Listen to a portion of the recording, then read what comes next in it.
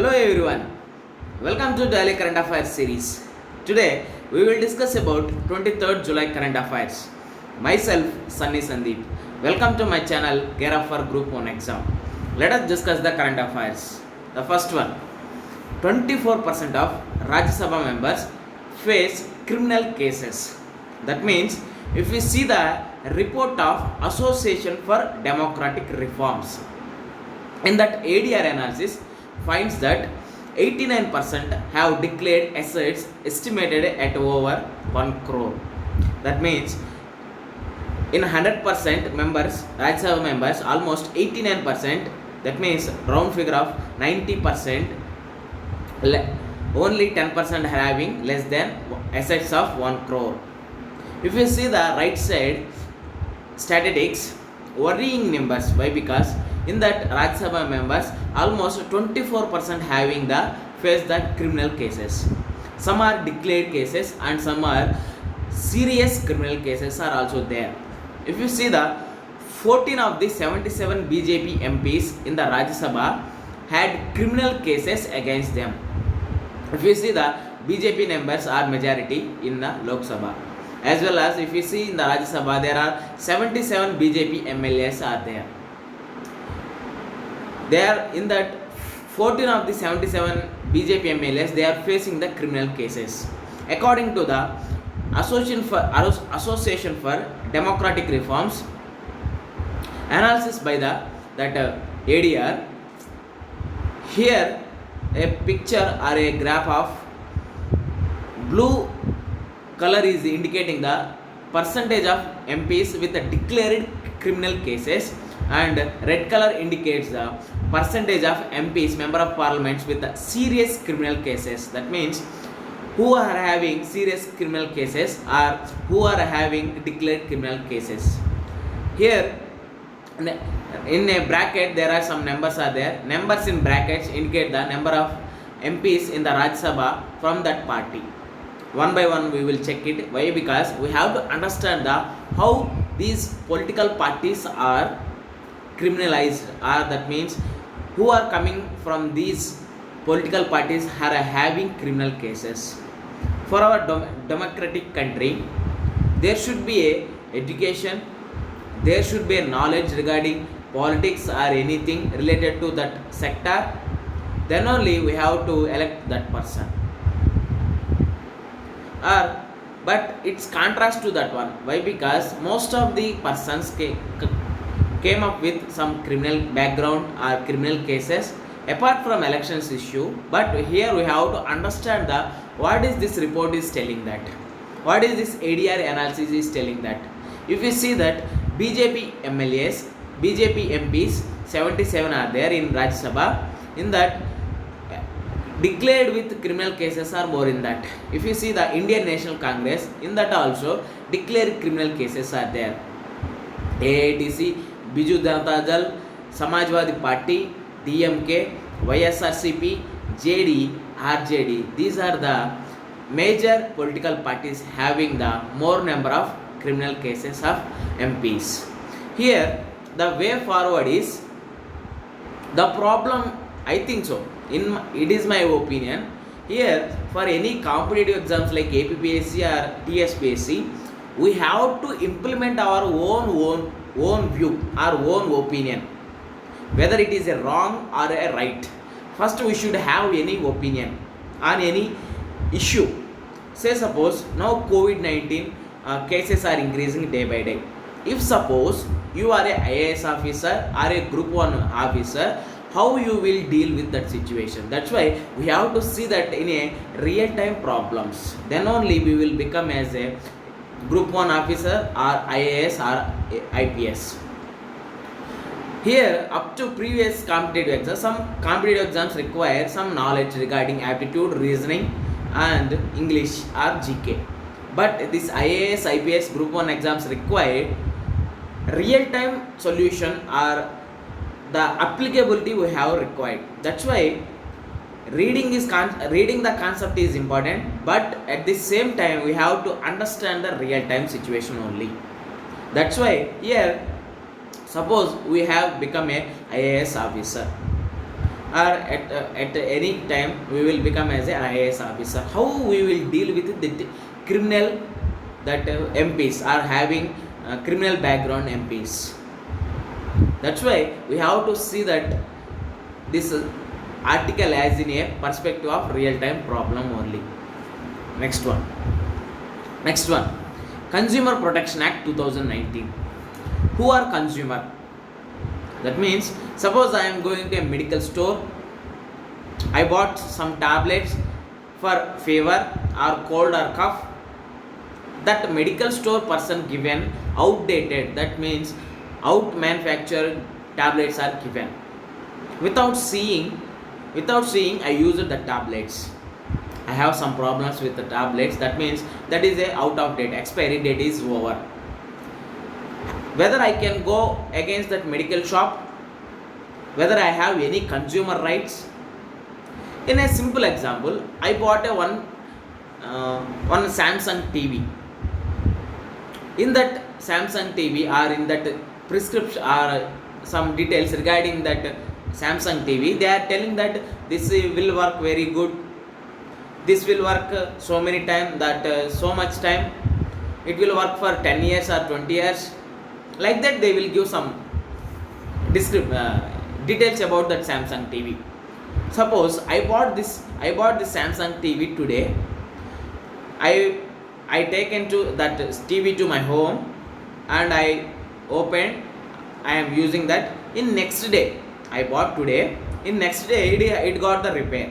Whether I can go now to the consumer court or whether I have any consumer rights or whether I have to stay calm. Here, that is the Consumer Protection Act 2019. Now, it came into the force on 20th July 2020. Here, there are some silent features of this Consumer Protection Act 2019. They are establishment of the Central Consumer Protection Authority. That means previous no Consumer Protection Authority is there. Now, it is the establishment of the Central Consumer Protection Authority. Here, the rules for prevention of unfair trade practice by e-commerce platforms. We know that there are different e-commerce platforms are there. I will give some examples of e-commerce platforms. Flipkart, Amazon, or Myntra, or some e-commerce platforms, Snapdeal, others. Suppose in that Flipkart, I am giving example only. In that, I ordered one mobile phone or anything related. I ordered one Bluetooth. But that Flipkart, we don't know actually what happens. But that Flipkart send one thermocol sheet in my box, delivery box. What I will think? First of all, after seeing that thermocol sheet instead of Bluetooth, what I will see? First, I will get irritation. Second thing, I will get angry. Apart from a repeated Flipkart or a repeated institution, they are sending these things. Some situations are happened.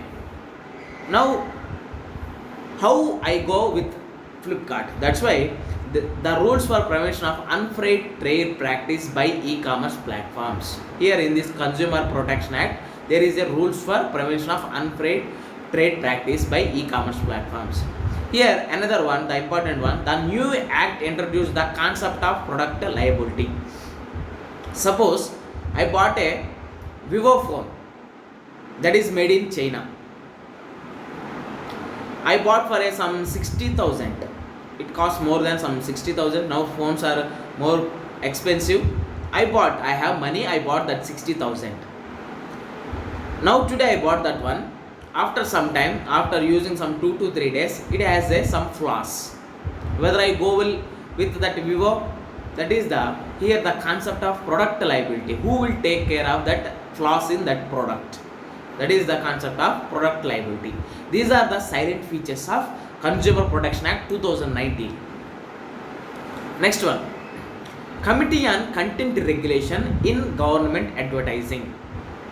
There are two types. We know that private advertising and government advertising.